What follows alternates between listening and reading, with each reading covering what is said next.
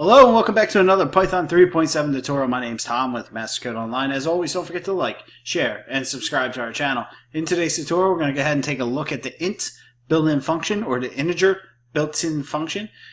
Basically, what this function does is convert other data types to integers. So let's go ahead and get started and take a look at it. Right here, I have the int built-in function already typed in. And basically, if you call it without an argument, you return 0. So if you ever need to create a 0, you can just call the int built-in function, or just do the easier step and type a 0. But anyway, there you go. Also, let's go ahead and take a look at a couple other examples. So say I have a string, and that string consists of the number of 4, which is in a string. I want it to be treated as an integer. So I put it inside the int function as a string, hit return, and now it is a integer. All right. Same thing works on a -4 as well. And this function is pretty easy and pretty straightforward for the most part. So -4. How about int?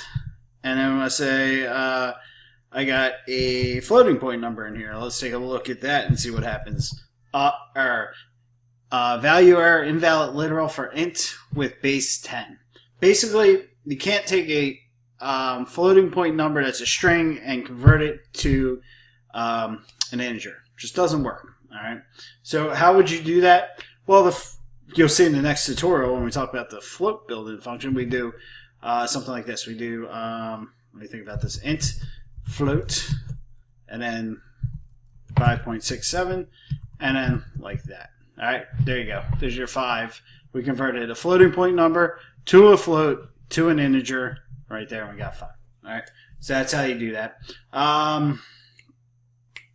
What else?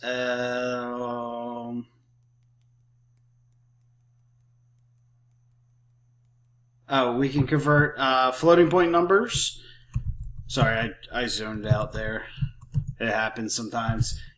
So if we have floating point numbers, we can convert them to integers as well, like this. So that's pretty simple as well. So that it goes like that. So basically, that's the int built-in function. If you guys have any questions, please let me know over at mastercode.online. Otherwise, I'll see you in the next tutorial where we talk about the float built-in function.